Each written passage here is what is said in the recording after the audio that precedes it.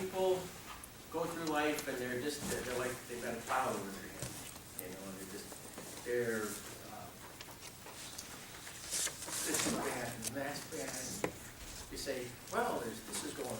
Yeah, but, you know, it's the economy. I hear that often. People say, well, it's all the economy's fault. You know, look around, and there's a lot of people that are doing just fine with this economy thing. Can't sell the house because it's awful. I know several people who have had their house on the market for a week, and bam, it gets sold. I had a friend that was put his boat up for sale at the beginning of the season last year, or this year. Boating season is still going on, end of the month, 31st, and I got it all in out. I have a nice sailboat. I'll mention it later. Some of you know that I'm a sailor, but because I reference that with life, because it is like that. But he put his boat up for sale just, you know, kind of out of the whim. You know, he didn't like it as well as he hoped he would. He wants to get a different one. And I'll put it up for sale and see what happens. Bam! First person that saw it bought the boat. So we're not stuck.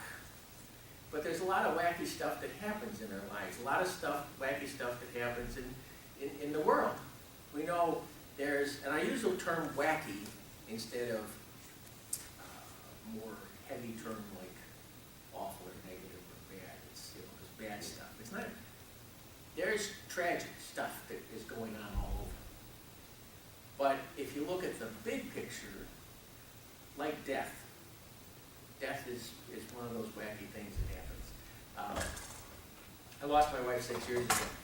That I couldn't imagine.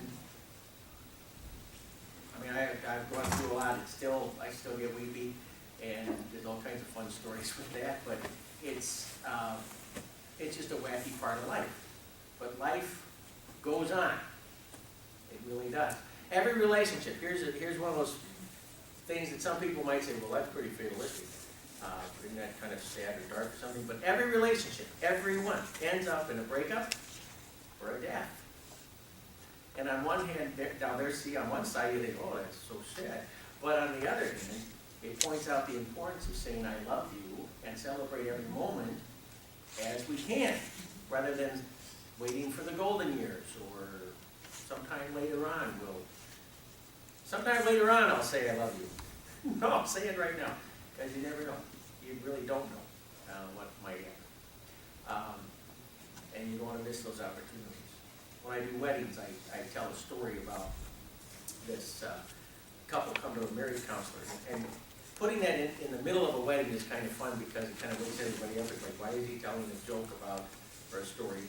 They don't know the story yet, but a story about a marriage counselor at a wedding. You know, it's supposed to be all good stuff. But I say that this couple have been married for 25 years, and the husband points out, or the woman, rather, points out, says, we've been married 25 years and he never tells me he loves me. And the guy speaks up, he says, well, I told you I loved you when I married you and I haven't changed my mind.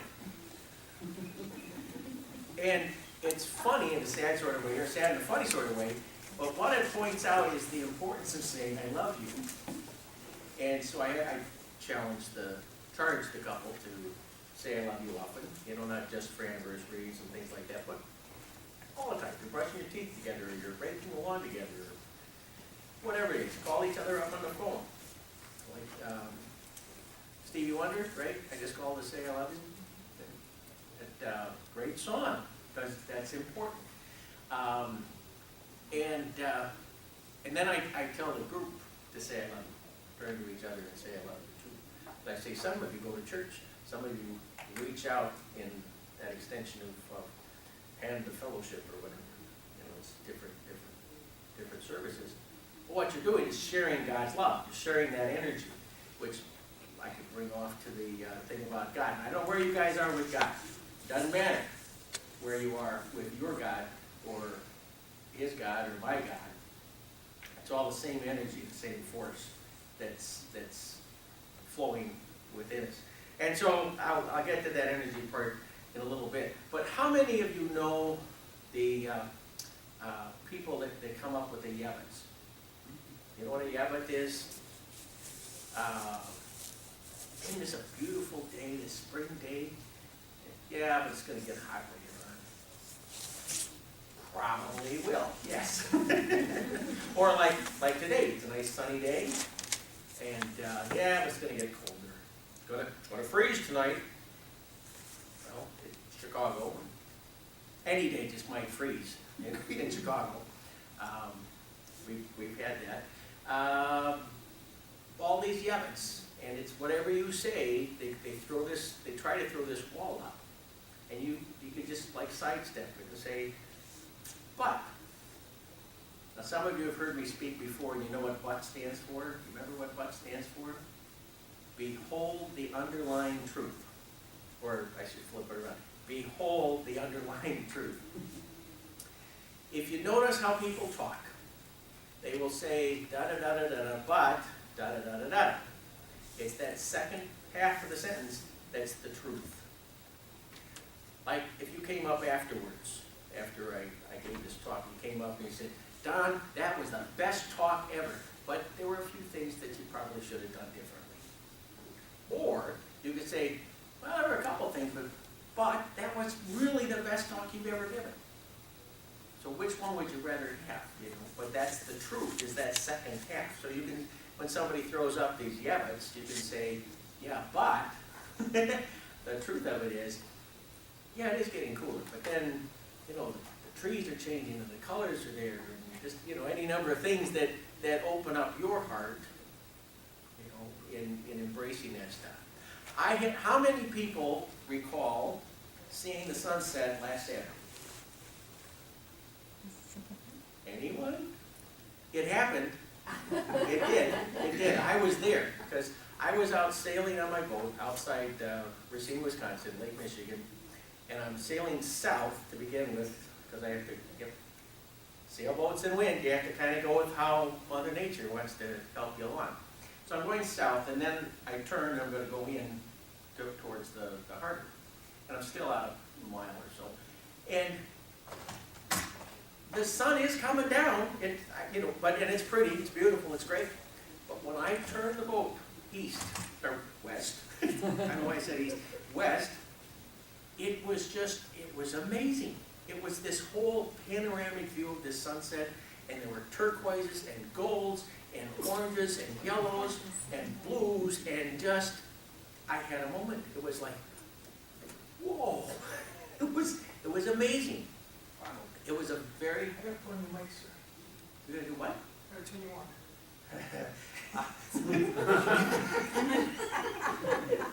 Why are we doing this now? Off one side. Why are we doing this now after it's so late? Here, I'll get it out of my pocket. I thought you put it on. You're the sound guy. You can do the on and off stuff. I'm just... Well, then, here we are. We're live. This was the best part of the talk, and now, okay, well, all right, we'll just go back and hear the whole thing again. Yeah. Can you start over? No, fix it and post. Okay. That's a technical thing. You guys know what I mean by fix it and post, is afterwards you can do the touch-up and stuff. Is this too loud? Maybe? A little bit? I mean, Is it too loud for you? I speak out. I think it's good, right? It's good for you, it'll be fine for me, but when I'm speaking up loud, okay. All right, so you will have that bonus first part, and everybody who gets the CD afterwards will have missed that, and they'll think, darn it, I'll have to be at that talk next year. Ha, it's all a marketing ploy.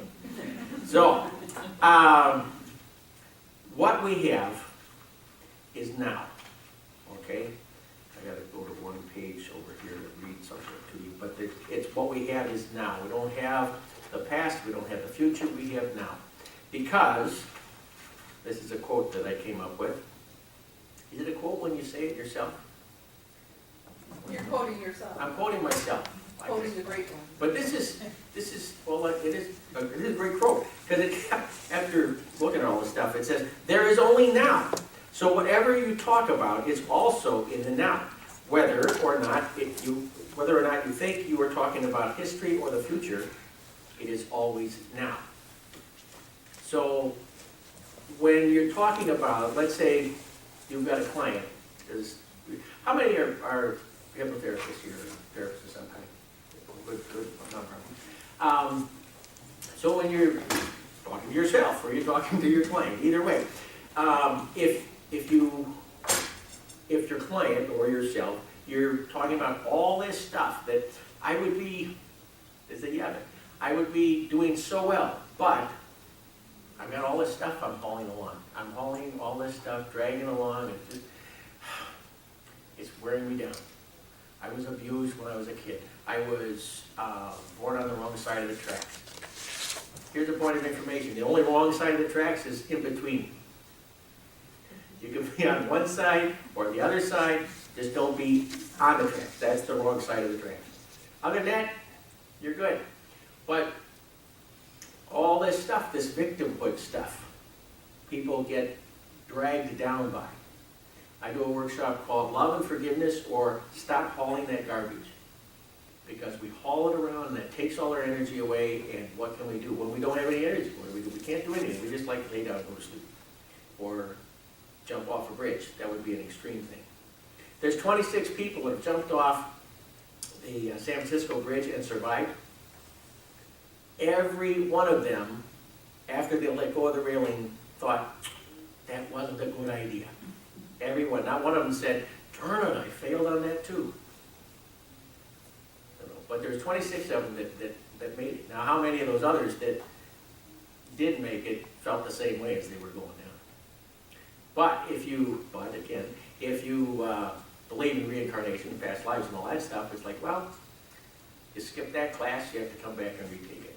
You know, so that's the thing. So there is no death; it's all energy. So I read that quote because that's important. You'll get a copy of that too. That quote. That's one of the handouts. So the energy that we have. Some people believe there's no bad energy, there's just energy, and there's no good or bad. And I'm still in the camp of there's all this good energy that lifts us up, and then the negative energy drops us down. And there's all kinds of evidence that supports that. So I'm still with that. But there are people out there that say, oh, there's nothing bad or good, it's all part of the whole balance of life, which is true. But I prefer to be on the good side, the uplifting side, into the light and the energy there, because I feel better. Does anybody here, maybe I shouldn't ask this question, but I'm going to ask this question. Does anybody feel good about being depressed? Like Oscar the Grouch? Oscar the Grouch goes through life feeling depressed because sometimes he's happy and that makes him depressed because he likes being depressed. And it's one of these double-bind things, that he gets stuck into. There are people in life that are just contrary. You could say some of the best, wonderful things, this is going to happen, like Santa Claus is coming today. And anybody see the movie Elf? And he gets so excited, I know him! He's like that. He's like crazy with it's so much excitement. And another person would say, well, I don't believe in him. It's junk. Well, the whole sunset thing. That was just the most amazing sunset I have seen that I can remember. It really was that good. It really gave me my breath. It was that wonderful.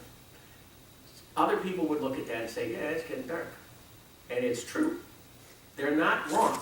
It is getting dark. But the energy that I got from that sunset was so much better than the energy that this guy didn't get from saying it's just getting dark. But those of you who missed it, there's 2 shows daily. One's early, one's late. So you can go out, get up early tomorrow morning, run out, see the sunset, and then come back in for the next class. Or run out before the sun goes down, 6 and change today, I think.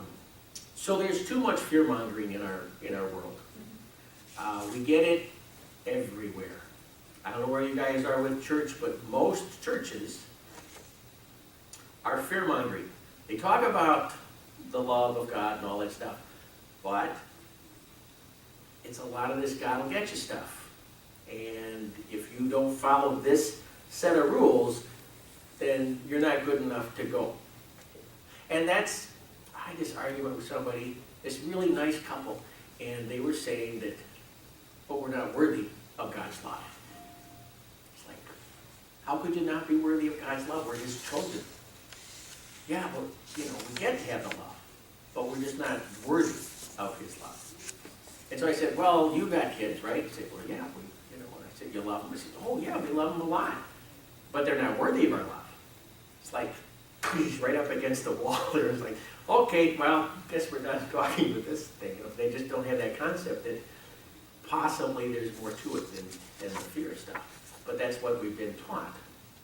Carlton Pearson, he's a fourth generation Pentecostal preacher, very fundamentalist, hellfire and damnation kind of guy. He was a right-hand guy with Oral Roberts. He had this epiphany a number of years ago that maybe we're doing this wrong. It is all about love and inclusion and all of that. And he brought that up as, this is be a better way to do it. And so he got kicked out of the church. One of his colleagues, another bishop, told him, like off the record, Carlton, you're right. It is about the love and everything. But fear is what gets him in the seats. Like, boy, is that a profound thing. Gets him in the seats, puts money in the till, and therefore it can keep going. It misses the whole point of what all this energy stuff is.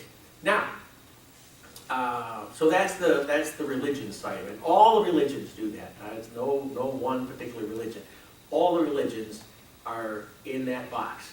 The other box is media.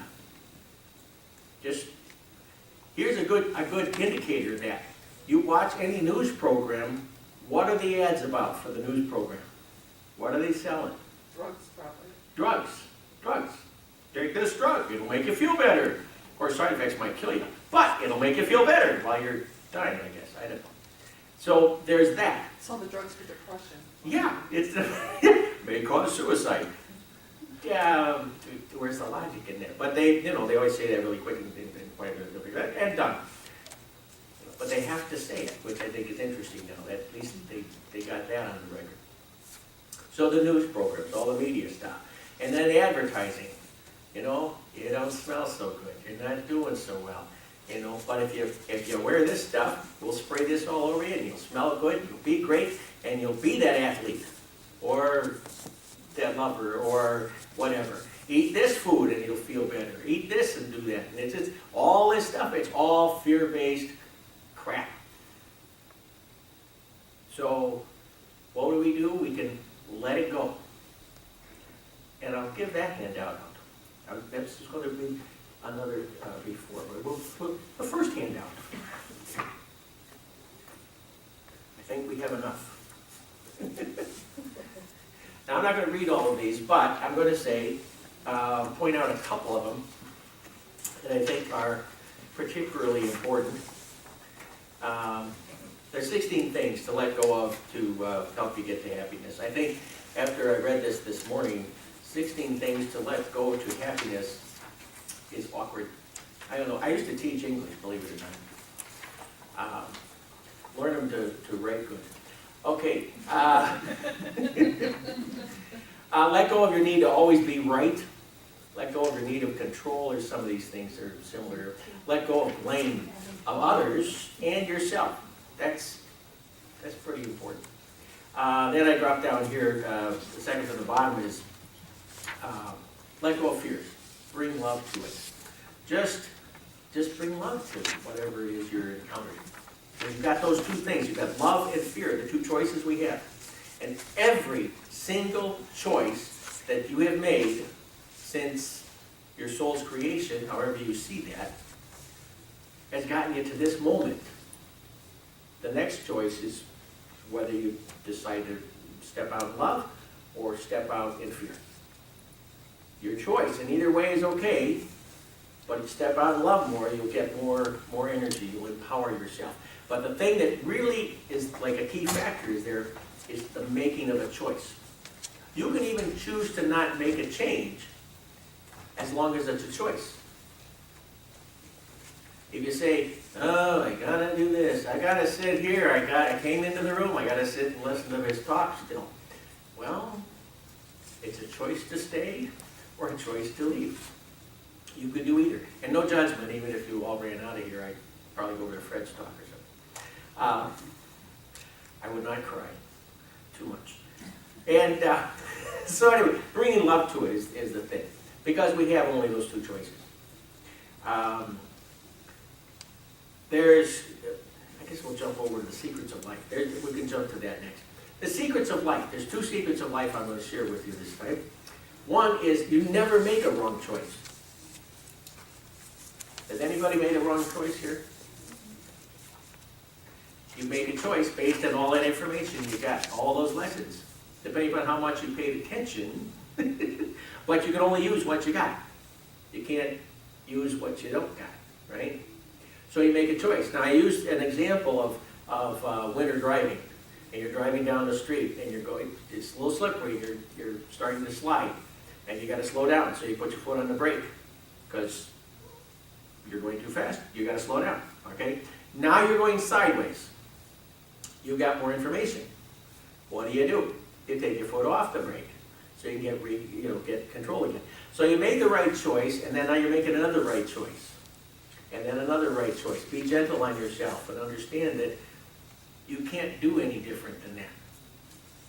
So even if you look back at your history and you think, why did I get into that investment? Or why did I hook up with that spouse? Or why did this happen to me? It seemed like a good idea at the time. This was based on the information you had, you made that choice, and then you learned something more, that you need to make another choice. And that's the thing, make another choice. That's where some of us trip up ourselves when we think, oh, we're stuck in this one, we're stuck in that thing, we're stuck in this other thing. No, we're not stuck anywhere. But if we're someplace where we don't want to be, we can say, okay, well, I can be here for a little while because I'm working to get out, and I'm choosing to move forward. I'll give you another handout. 5 handouts, so you can count them as you go by or something. Does everybody know about Desiderata? If you've read that at all. I haven't given one away for a long time. I give them to my clients too, because Desiderata was written by Max Ehrman in I think 1929, and or 27. Some people say it was found in this church from the 1400s or something, some faraway land and whatnot. But it's, this guy wrote it. And Desiderata is Latin for like a way of life. That's a loose translation of it. And I'll just point out a couple things on here that I've highlighted for myself. But it's a good way of life in a nutshell. Good philosophy of life. As far as possible, without surrender, be on good terms with all persons and speak your truth quietly and clearly. That's that love stuff again. There will always be greater and lesser persons than yourself. You will always find people that are somehow further along the ladder of life than you are. And people that are lesser than you are. Not less or better in quality of person. We're all as special as we can be. We're part of creation, and we all have been charged with using this creation, this energy to come through us. Not everybody goes ahead and grabs it. In the middle there it says, be yourself. Who else could you be? Everybody else is taken, so you might as well be yourself, right? Do not distress yourself with imaginings. That's a little further down. There's a lot of imaginings out there. We can awfulize ourselves into oblivion. Some people do. Some of you who are therapists know some of your clients might be on the edge of things and need to be opened up to the opportunities of what real life could be for them. We can't grab somebody and take them to the end of their lesson. We can't pick them up here and set them over here. They have to decide on their path. And we need to allow them to walk their path, however they decide to do that. But it is our responsibility as therapists to show them options. Yeah, you're sitting here and you're in tears, you've gone through 2 boxes of tissues just in this session, and you think your world is at the end, but there's all this stuff that you could open up to. I had a person I was seeing at a state psych hospital. It was well, I can say what it is. It's a Reed mental health thing. You may know that. Some of you may know that. It's on Marine Park. Depressing place, real depressing place. But and I was talking to this person, and she said, for 30 years, I just have not. I keep falling into the same hole all the time. I don't know what to do. I just don't have any hope. Because they're saying, well, you gotta have hope. You gotta keep going. All that stuff. And it was basically just, I don't have any hope, and I'm depressed, and it's nothing. There's no change. There's no way I can get out of this. Finally, I kind of raised my voice to her, and I said a naughty word, but I said, screw hope. And what that did, those of you that know hypnosis, that woke her up from that loop that she was in. I said, turn the corner. And she started with a yabbit, and I said, doesn't matter what's down there. Just turn the corner. Make a change in your path, and then you can make another change later on. But just turn the corner. So we could awfulize ourselves into all kinds of stuff. One of my favorite lines in this whole thing is right below that, is be gentle with yourself. Be gentle with yourself. There's nothing that you're doing that is like critical. I don't know, do we have any neurosurgeons in here? So that may be different for some of those people. Generally, what we do in life, we can do with some grace and gentleness. We don't have to be stressed out. There's no reason to be stressed out. And actually, even a neurosurgeon, you don't want to have stressed out while he's in your head. Just relax. Smoke a joint or something. Just breathe. ABCs of life. Everybody know what ABCs of life is? Always breathe continuously. That's real important.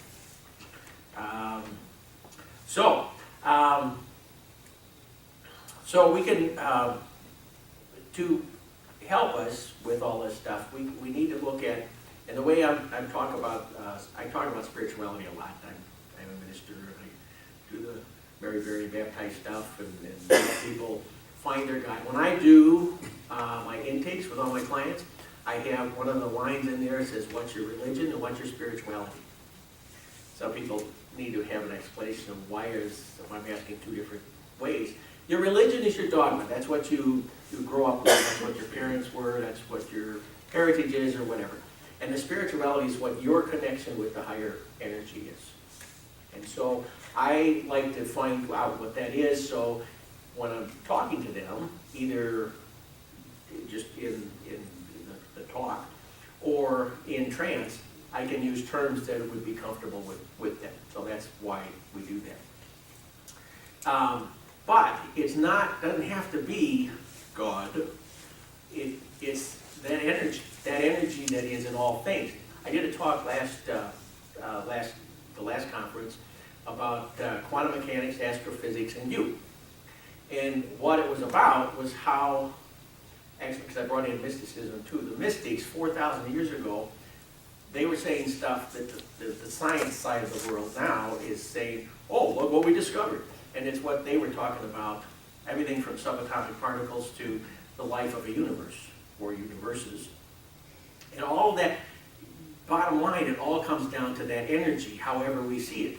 Whether we see it as just molecules spinning around, and that energy that's all out there is really in here also. And as we plug into that together, that's when the magic happens. If we go to Diane Reddington's aura camera out there, and we have meditated or gotten into our place where we feel really connected, our aura is going to be huge and full of energy and colors and white light and purples and all kinds of stuff. If we're all closed up, then our aura will be real little. It may just be little colors, if any. I think you'd have to be dead to have nothing. I think there's got to be, something will come up on the camera. But I have seen pictures where it's just like that, and then some are kind of smallish. But everybody's somewhere. We're all somewhere on this. That's the thing in Desiderata about don't compare yourself to other people, because we're all somewhere on this, and wherever we are is just where we need to be. You know?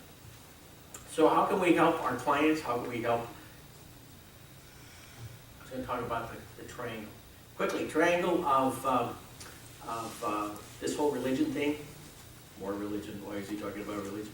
But the bottom of the religion, the nugget of like 30 religions, I work on this all the time. It's unconditional love. If you study to the foundation of all these religions, it's all about unconditional love. Even the Buddhists with the universal wisdom and the compassionate non-attachment, that's still the same thing as unconditional love. Okay? Now, the next layer of this triangle is the dogma, where my God is this way, your God is that way, his God's that way, her God's that way, and even that's fine. There's nothing wrong with that. We're dealing with omnipotence. It's okay, either way. And it doesn't matter. It really has no bearing on anything. What it does have a bearing is the next layer, where it's those rules and the exclusion. My God is the only God, it's the one and only truth, and all of yours is all a myth. You understand when they talk about religions in other cultures, well, that's the myth of this and that.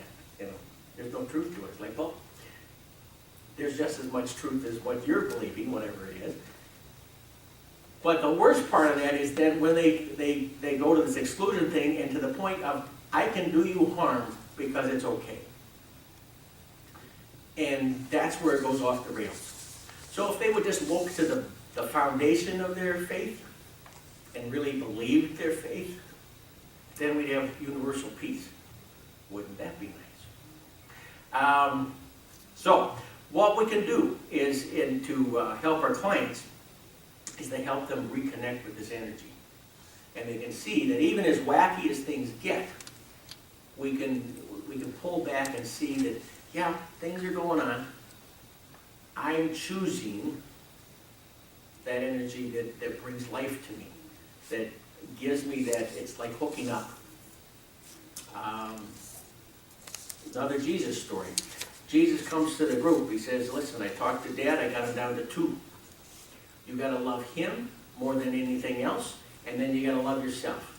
Now, in the Bible text, it comes a little differently, but that's what he was talking about. What he was talking about with that is that this cosmic energy, this energy that is all around us and is 1,000% and wholly abundant, is right there.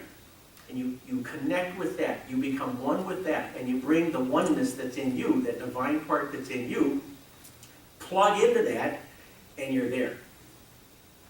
You're enlightened. That's what they say, enlightened, light.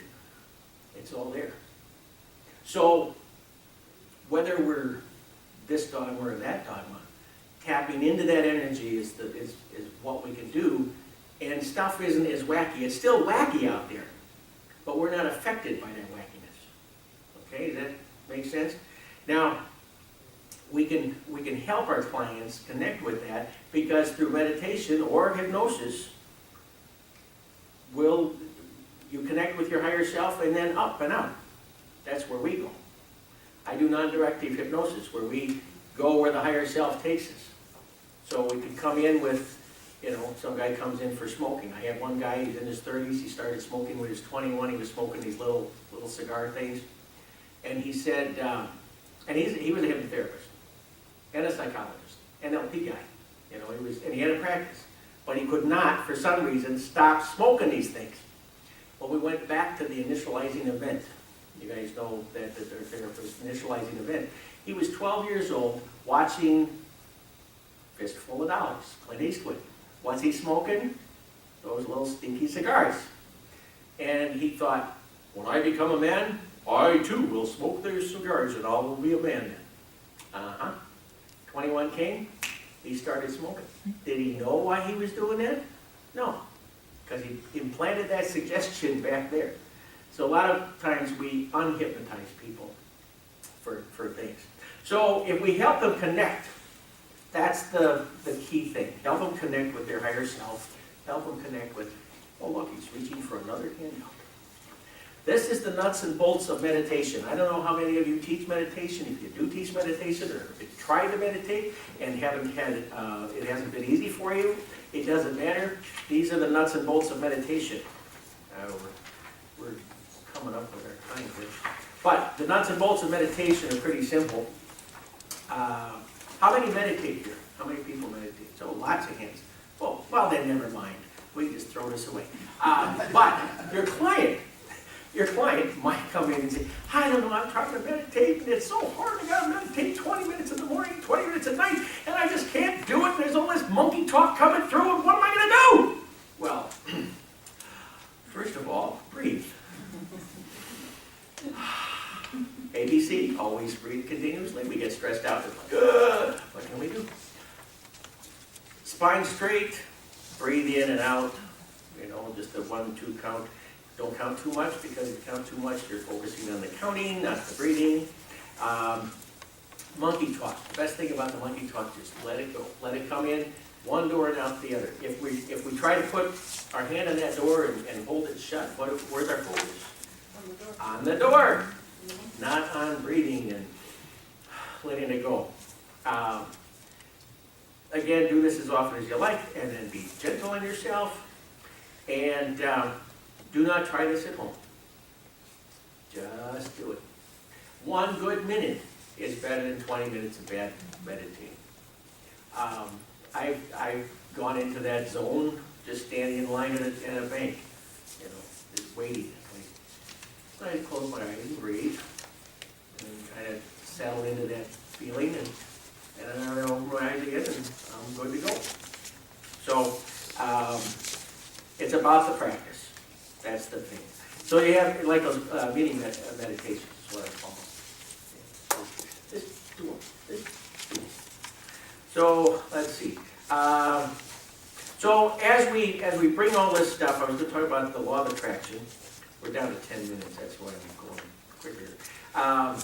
People know about Abraham Hicks. Everybody knows about Abraham Hicks and the law of attraction. That talks about getting into the vortex. You have to get into the vortex. That vortex, that's plugging into that energy, and allowing that to happen. We need to allow that to happen. There's a talk I give about allowing God to connect with us. It's like, who are we to allow this omnipotent being? But that's the deal. We get to have all this energy, all this love and light, every bit of it, and then all of it is left. It's like a hologram, and all of it's left. So it's wholly and completely abundant.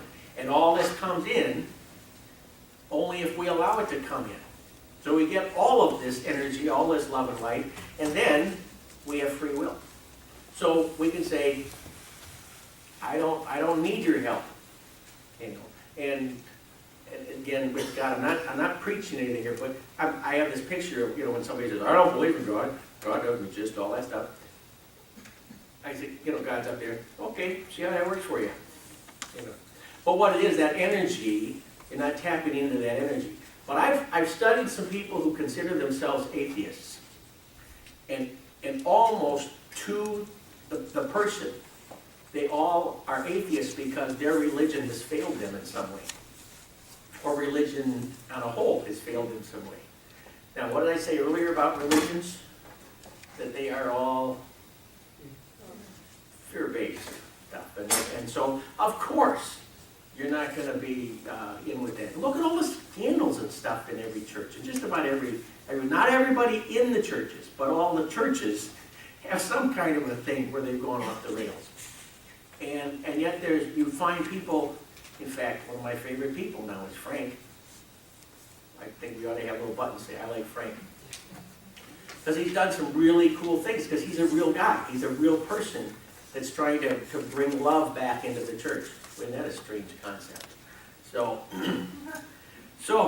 we need to create a shift in ourselves. We need to create a shift in our clients.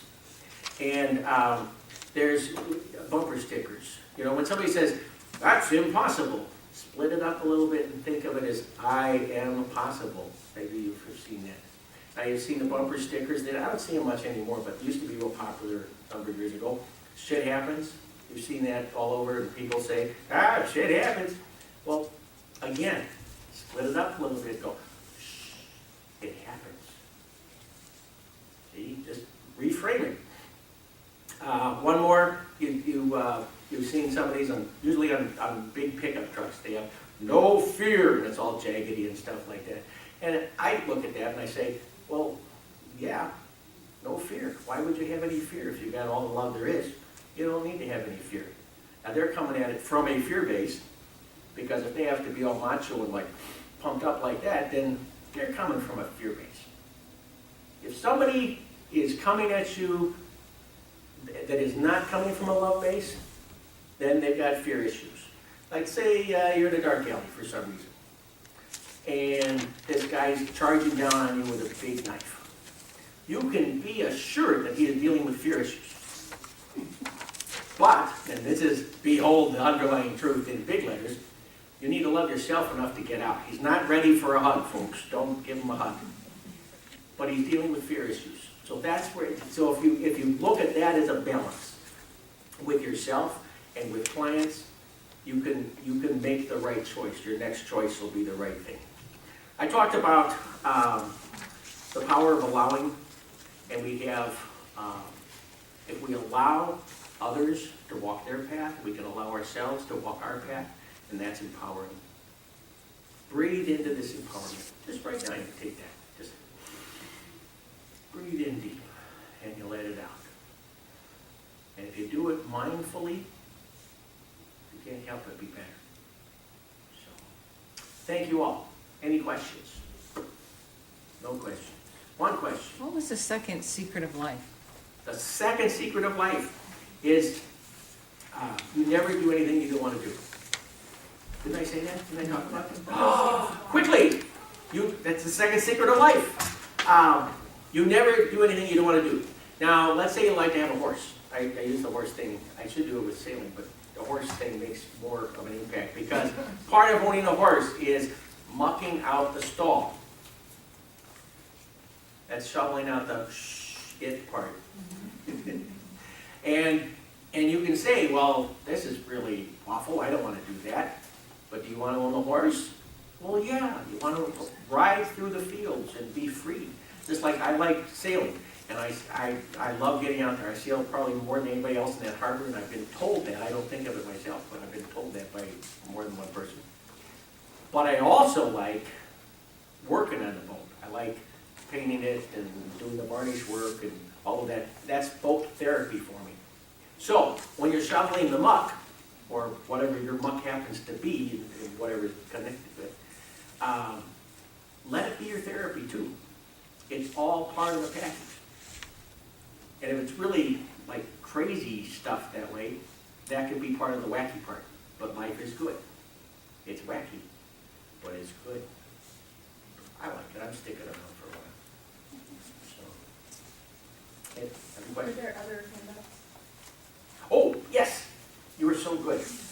Yes, quotes. Quotes and resources. Quotes. This is just, I didn't talk about Anita or Johnny. Here's a person, talk about wacky. This person died. She was, look her up. More Johnny, she's on the thing there. Also in the resources here. She died, came back, because she was told on the other side that if she connects herself with the vital energy, she can heal her energy field and come back and be completely healed. And it's an amazing story. I recommend you YouTubing it. There's a lot of good stuff on YouTube. It's not all about silly cats. Yeah, that should be all of them. That should be the 5. Did you miss one? I have more. There's the nuts and bolts of meditation, let it go, resources, quotes, and Desiderata. We have them all. Yeah.